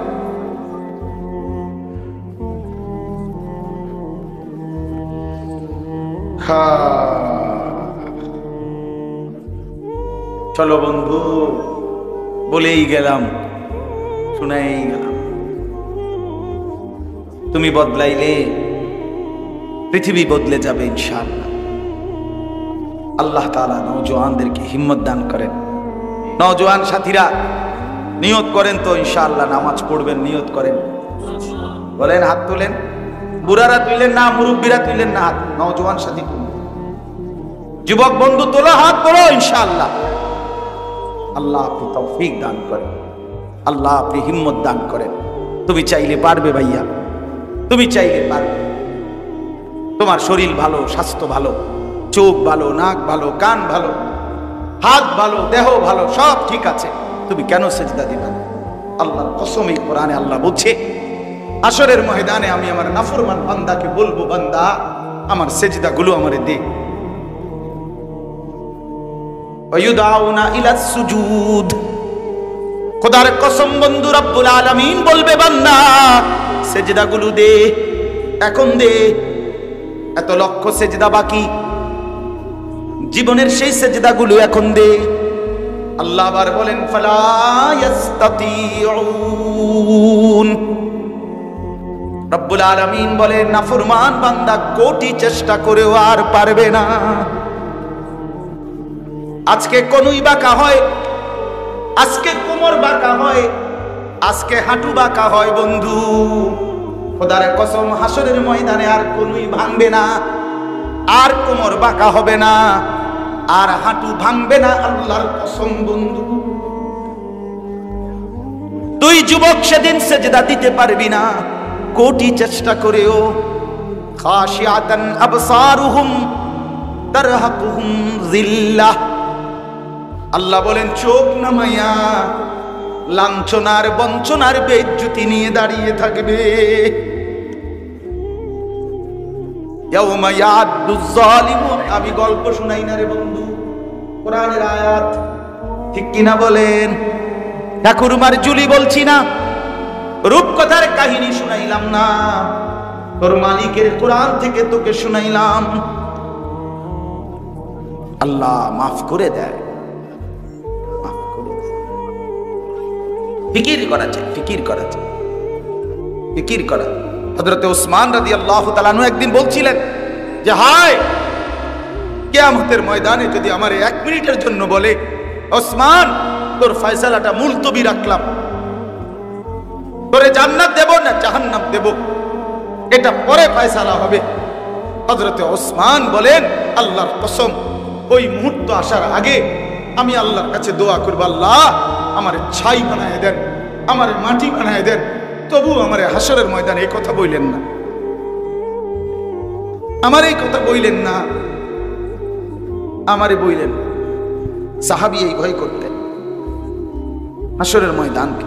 আমার বন্ধু, আখিরাত আর পরকাল, হাসরের মাঠ, ছেলেরা বাপ, এটা মামুর বাড়ি না, নানার বাড়ি না, এটা রূপকথা না, অবাস্তব অযৌক্তিক না। যদি মিথ্যা হইতো, যদি কল্পনা হইতো, তাহলে আমরা ওটি কখন ছেড়ে দিতাম?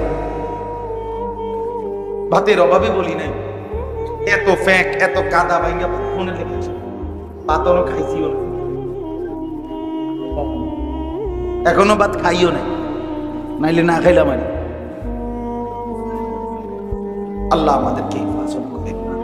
এজন্য অনেক ওলামায়ে কেরাম এসেছেন, সবার কাছে অনুরোধ আমার, আপনারাও জাতির ফিকির করেন, আপনারাও মোবাইলের আসক্তি থেকে নিজেকে বাঁচেন, এবং নওজোয়ান সাথীরা আপনারাও বাঁচেন।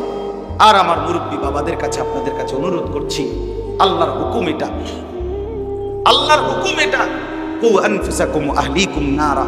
আমি স্পষ্ট শুনেছি আমার ওস্তাদে মুহতারাম আল্লামা মুফতি আব্দুল হালিম সাহেব মাগরিবের পরে আমার ওস্তাদ যখন বয়ান শুরু করছে, তখন তিনি এই আয়াত পড়ছিলেন, ওয়া'মুর আহলাকা বিস-সালাতি ওয়াসতাবির আলাইহা। আমি ওখান থেকে শুনছি হুজুর এই আয়াত পড়ছিলেন, এই কথার মতোই। আল্লাহ বলছে, বন্ধু আপনি আপনার পরিবারের সদস্যদেরকে নামাজের আদেশ করুন এবং আপনি নিজেও নামাজের উপরে মজবুত থাকুন।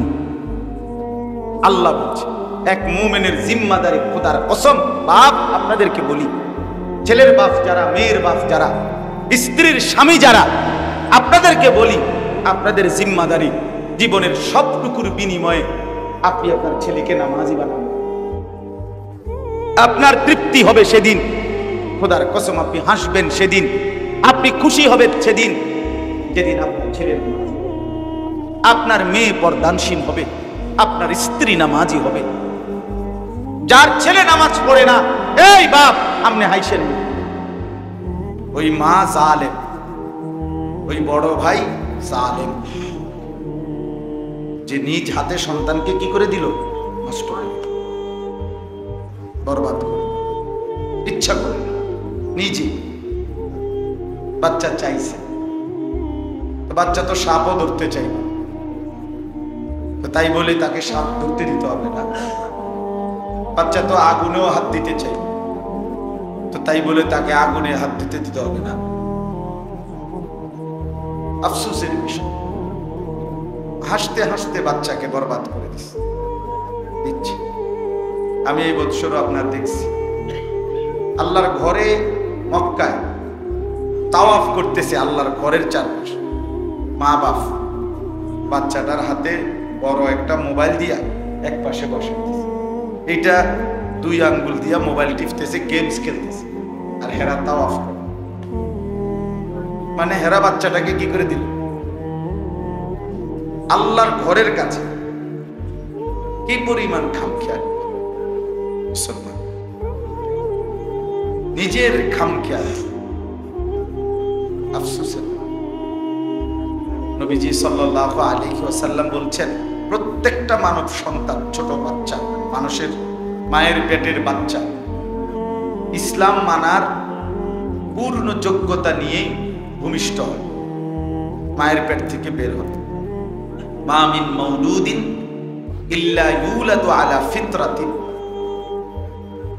এরপরে ফাআবাওয়াহু, নবীজি সাল্লাল্লাহু আলাইহি ওয়াসাল্লাম বলেন, বাবা মা ওই সন্তানটাকে ইহুদি বানিয়ে দেয়, অথবা খ্রিস্টান বানিয়ে দেয়, অথবা অগ্নিপূজক বানায়, মানে বেঈমান বানায়।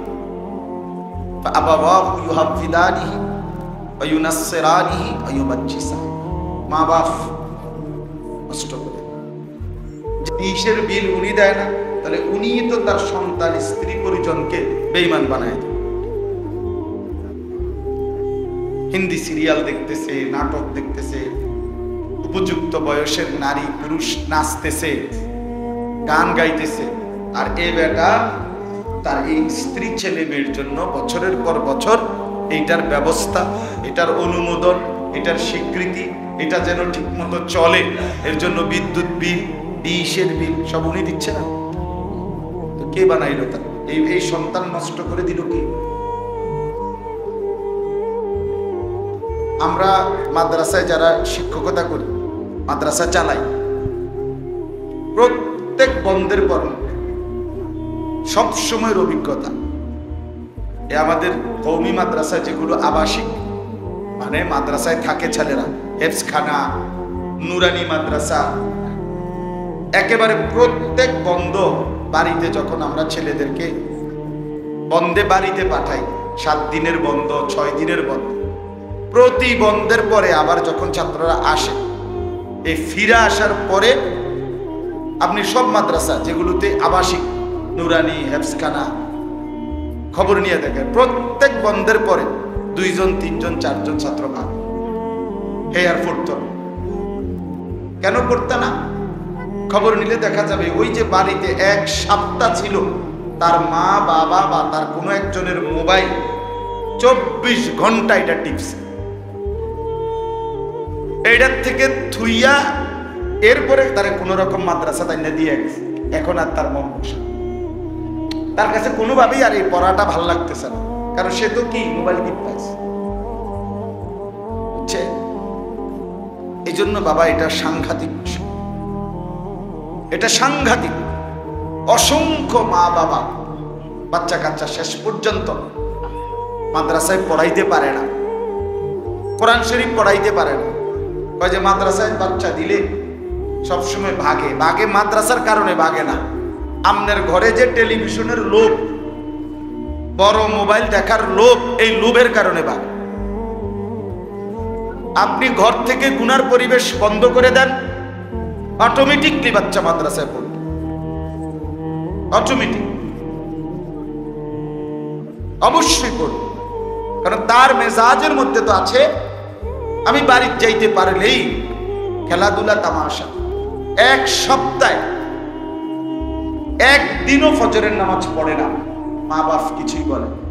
অথচ আলহামদুলিল্লাহ আমাদের মাদ্রাসা, যেই কোনো নুরানি হাফিজি মাদ্রাসা আপনি যান, 3 মাসে কোনোদিন যে এই মাদ্রাসা এমন যে এখানে যে 3 মাসে কোনোদিন যে ফজরের নামাজ পড়ে নাই এমন ঘটনা ঘটছে কিনা আপনি খবর নেন।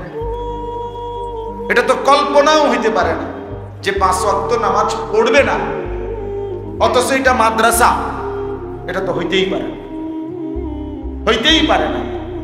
অথচ আপনার আমার হইল ছাত্র, আপনার হইল ফুদ, হিসাবে দরদ বেশি থাকার কথা ছিল আপনার। আমার তো যেমন আমার মাদ্রাসায় 450 ছাত্র, তাহলে আমার হলো ছাত্র 450 আর আপনার হলো ফুদ 1জন। আমি হলো 450 ছাত্রের খেয়াল রাখি, আর আপনি শুধু আপনার একটা বাচ্চা খেয়াল রাখবেন, তাও 6 দিনের লাগিয়ে দিছি। 1 সপ্তাহের জন্য বাড়ি দিছিলাম ছেলেটাকে, আপনি একটা সপ্তাহ তারে 5 ওয়াক্ত নামাজ পড়াইবার মতো যোগ্যতা উনার নাই। আপনি কি ব্যাড হইতেলেন? আপনি কি সিরাটা চাবাইলেন বইয়া বইয়া? জীবনটা আপনি বইয়া বইয়া এই পান সুপারি আর বন বিড়ি আর চা বিস্কুট আর বাজার সদাই, এটার নাম জীবন না? এটারে কয় সংসার চাচা? এই শুধু ভাত মাছ চাল ডাল খাট পালং ফার্নিচার, এটাই সংসার? তো বলেন, সংসার মানে কি সোফা? সংসার মানে ফ্রিজ, ডাইনিং টেবিল, এগুলোরে কয় সংসার? আশ্চর্য। আপনারাই ভেবে দেখেন, আপনার ছেলে আপনার মেয়ে 14 বছরের মেয়ে প্রতিদিন আপনার বাড়ির থেকে রঙ্গরসে সাইজা টাইট কাপড় পইরা বেপর্দা মেয়ে জানোয়ারের মতো বের হয়, অসভ্য মেয়ের মতো বের হয়।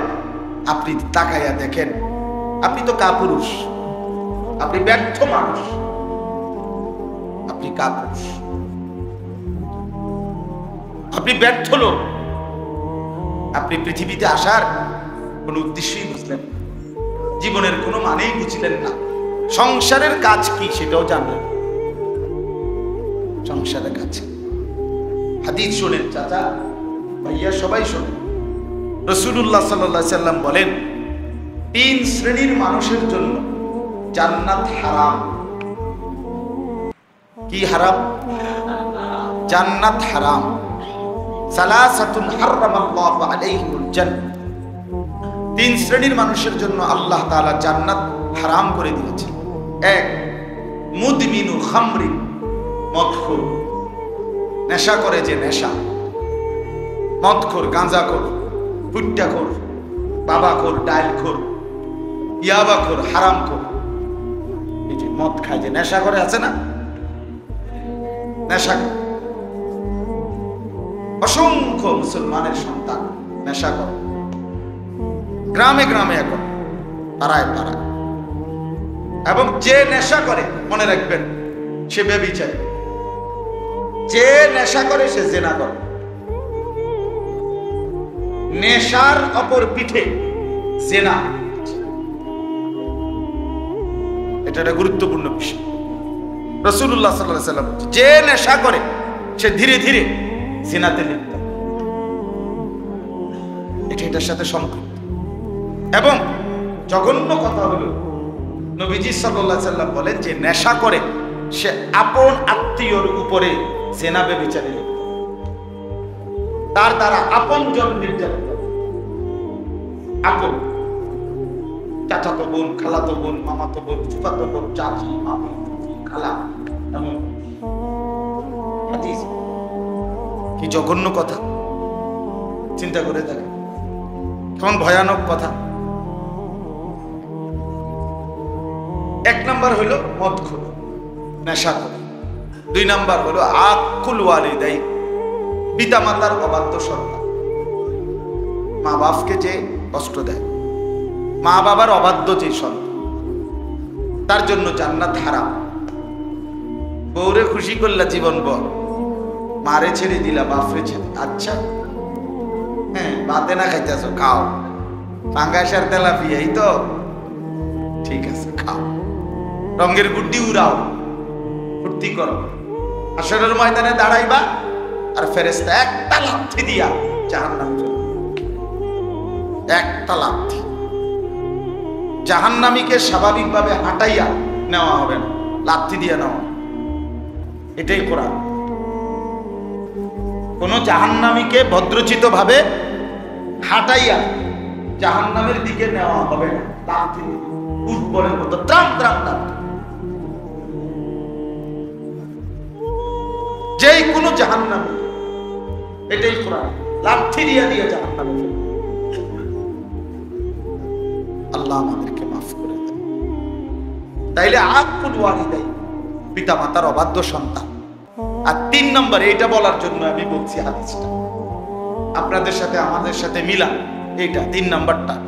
ওয়াদ-দাইয়ুস আল্লাযী ইউকিররু আহলাহু আল-খুবুস, এই 3 নাম্বার। এটা নবীজি সাল্লাল্লাহু আলাইহি সাল্লাম বলেন, এবং দাইয়ুসের জন্য জান্নাত হারাম।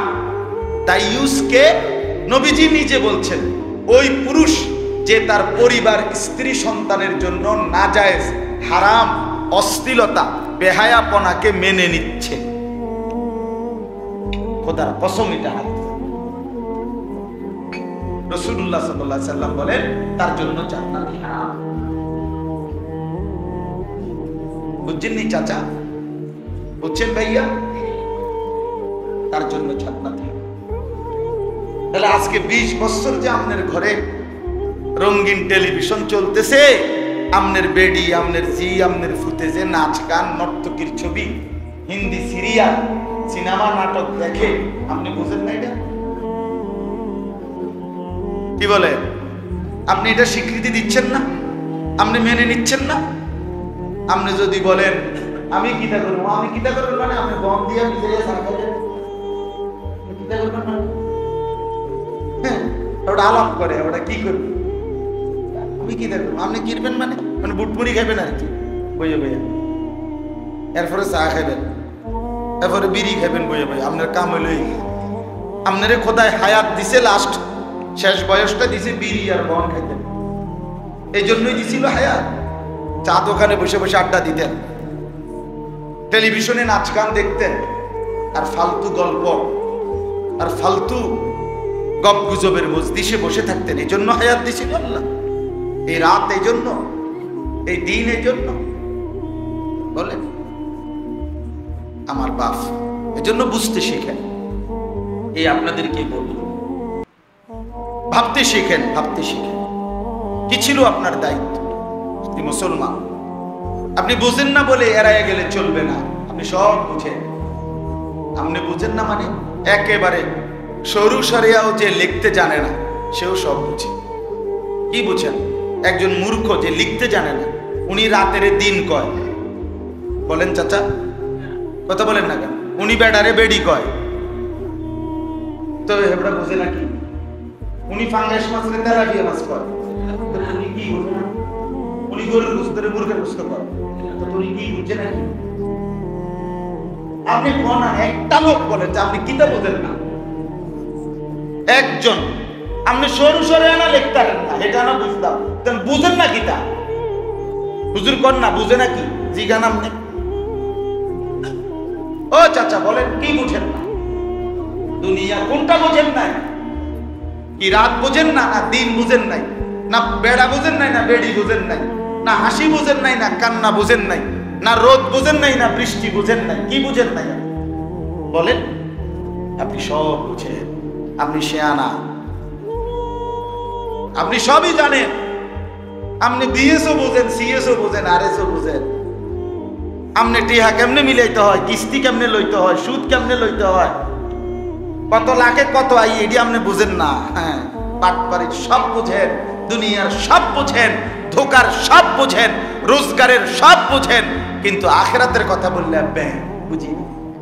এগুলো বললে হাসরের ময়দানে টিকবেন তো? কবরে টিকবেন তো?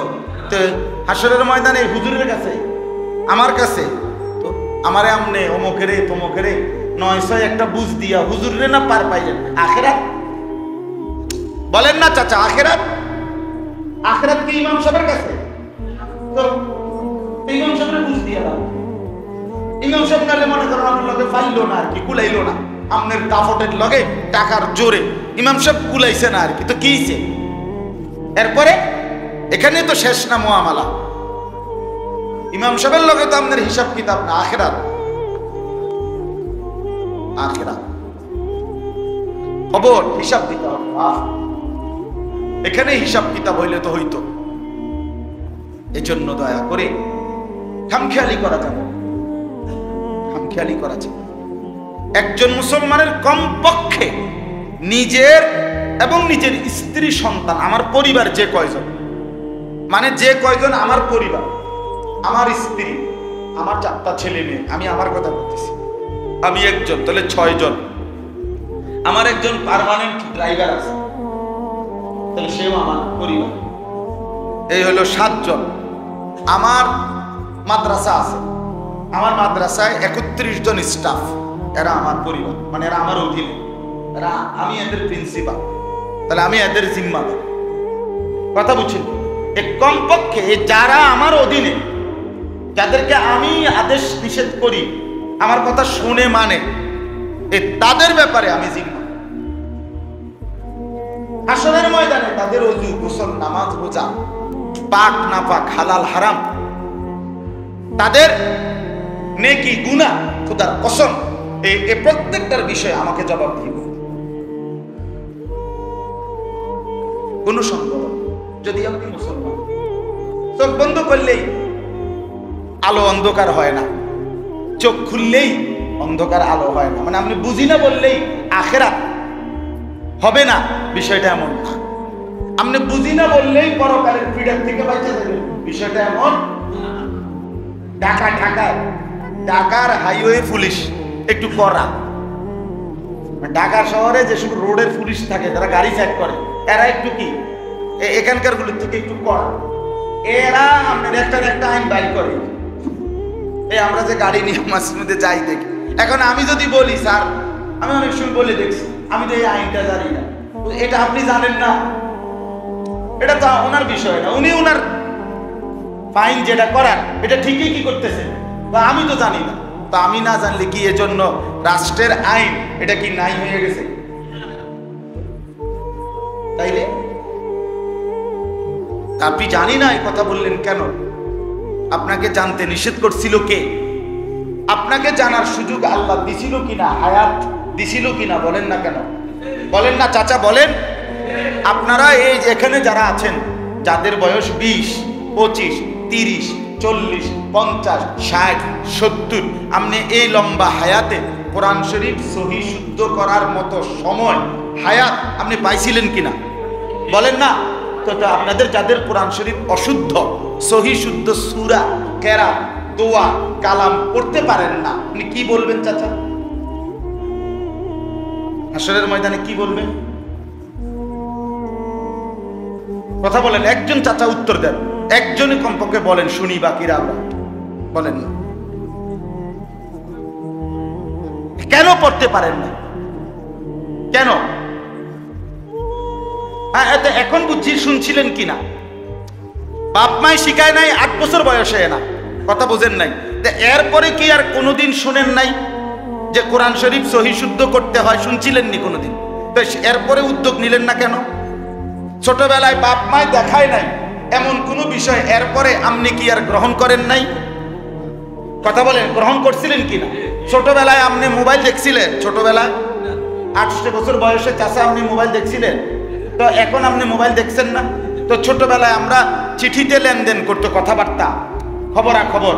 এখন যে মোবাইল, এখন আপনি মোবাইল ব্যবহার করেন না? করেন না? আপনি এটা বোঝেন না যে লালটা টিপ দিলে বন্ধ হয়ে যায়? আপনি বোঝেন না কি? প্রয়োজনের তাগিদে আপনি শিখে নিছেন, মোবাইল ব্যবহার করতেছেন। তাহলে আপনার যদি আখিরাত প্রয়োজন হইতো, আপনি যদি বুঝতেন যে কোরআন শরীফ সহি শুদ্ধ না হইলে আপনার কবরে আযাব হবে, আখিরাতের শাস্তি হবে, এটা দিলের মধ্যে যদি বিশ্বাস করতেন, তাহলে ঠিকই শিখতেন।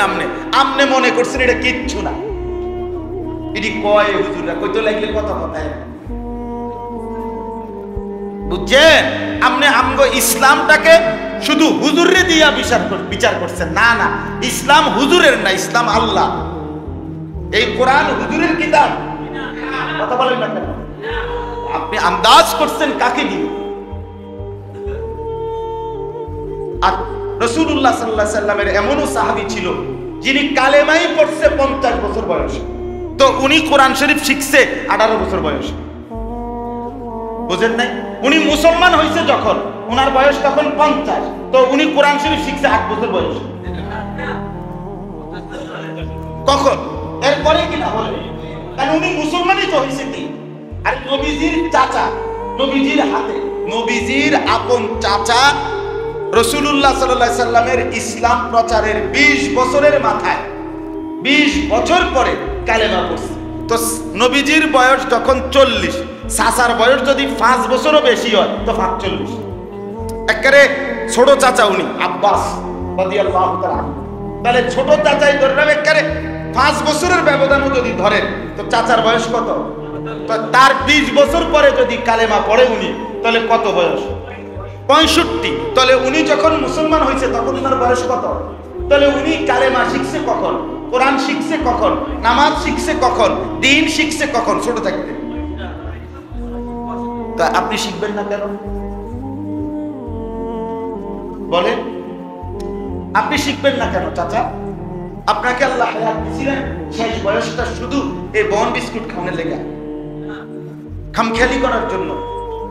তো আপনি 3 পুত বিদেশ পাঠাইয়া 3 মেয়ে বিয়ে দিয়া আপনি এখন শুধু চা দোয়ানে কম মারবেন আর লম্বা লম্বা সল্লুক কইবেন, এই জন্য? হ্যাঁ, এই জন্য হায়াত।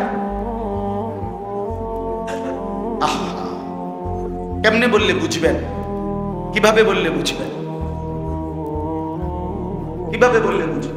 একটা 6 বছরের বাচ্চা, 7 বছরের বাচ্চা নুরানিতে পড়ে, আপনাদের যে কারো বাচ্চা নাতি নুরানি মাদ্রাসায় পড়ছে, আপনি তারে জিগাইয়েন নামাজ ভঙ্গের কারণ 19টি। এর মধ্যে 1 নাম্বার কারণ হলো নামাজে অশুদ্ধ কোরআন পড়া। যার সূরা কেরাত অশুদ্ধ তার নামাজ হয় না, হয় না, হয় না। দন্তার নয় কান্না। 100 বছর না 1000 বছরও যদি সেজদা দেন, কাবা শরীফের ভিতরে বা ছাদেও যদি আপনি নামাজ পড়েন, আপনার নামাজ হয় না। তো আপনি ছোটবেলায় পড়েন নাই, আব্বাই শিখায় নাই, ছোট থাকতে বুঝি নাই। কোরআন শিখা কি শুধু ছোটবেলায় বাচ্চার জন্য ফরজ? কথা বলেন না কেন? এই কোরআন নাজিল হয়েছে বাচ্চাদের জন্য শুধু। তাইলে যার যখন অনুভূতি আসবে, যে যখন শুনবে, যে যখনই বুঝবে, তাকে তখনই উদ্যোগ নিতে হবে, তাকে তখনই শিখতে হবে। শিকার মধ্যে থাকলে যদি কমতি হয় আল্লাহ মাফ করবে, কিন্তু কোনো পাত্তাই দিলাম না, কথাটা গুরুত্বই দিলাম না, এটারে কোনো বিষয়ই মনে করলাম না, তাইলে কিন্তু ফিডা হবে সাংঘাতিক ফিডা। আপনি তো কথাটারে কি দিছেন না, পাত্তাই দিছেন না, মানে এটারে কোনো বিষয়ই মনে করছে, আরো মারতো না চাই, আরো মারতো। আল্লাহ ভরসা, আল্লাহ ভরসা। অনেক লোক আছে দেখবেন বয়স্ক মানুষ কথায় কথায় বলে আল্লাহ ভরসা, মারতো না চাই, আল্লাহ ভরসা। কি আল্লাহ ভরসা? আপনি আমার এখানে বলেন, আলেম ওলামা আছে, আপনারা বলেন আল্লাহ ভরসা মানে কি? আল্লাহ বলছে আপনারে যে বান্দা তুমি ভুল করতে থাকো, আমি ভরসা, এটাই তো না? কথা কন না চাচা, এমন কোন কথা শুনছেন আপনারা কোনোদিন? এটা কোরআনের এমন আছে কোথাও? নবীজি বলছে কোথাও? একজন হুজুর বলুন। এই কথা যদি কেউ বলতে পারে যে নবীজি বলছে উম্মত তুমি গুনাহ করতে থাকো, তুমি ভুল করতে থাকো, আমি সুপারিশ করবো, আমি ভরসা, এটা নবী বলছে তো চাচা? যদি কেউ প্রমাণ করতে পারে আমি কানে ধরে বট্টি লাগাবো। তো বলে আপনি কি কেমনে আপনি করেন আল্লাহ ভরসা? কি বললেন এটা? দিন কেন অবহেলা করলেন? কেন নামাজ সুন্দর করতে পারলেন না? কেন ওযু ঠিক করতে পারলেন না? সময় পান নাই, হায়াত পান নাই? আল্লাহ জিজ্ঞেস করবে বান্দা প্রতি সেকেন্ড আমার, প্রতি ঘন্টা আমার, প্রতিটা মিনিট আমার, প্রতিটা রাত আমার, প্রতিটা দিন আমার, সপ্তাহ মাস বছরগুলো কার? বলেন না কার? এই রাত বদলায় কে? দিন আনে কে? তো তার দেওয়া সময় তার জন্য খরচ করলেন না? বলেন হুয়াল্লাযী জাআলাল লাইলা ওয়ান নাহারা খিলফাতান। আল্লাহ বলেন তিনি আল্লাহই পর্যায়ক্রমে রাত এবং দিন বানিয়ে থাকেন। আল্লাহই বানান। ইউকাল্লিবুল্লাহুল লাইলা ওয়ান নাহার, কোরআনের আয়াত। আল্লাহ বলেন আমি আল্লাহই রাত্র এবং দিন পরিবর্তন করে থাকি। আল্লাহ কোরআনে বলছেন হে আমার বান্দা শোনো, তুমি কুল আরাআইতুম ইন জাআলাল্লাহু আলাইকুমুল লাইলা সারমাদান ইলা ইয়াউমিল কিয়ামা মান ইলাহুন গায়রুল্লাহ ইয়াতিকুম বিদিয়াইন। এটা কোরআনের আয়াত।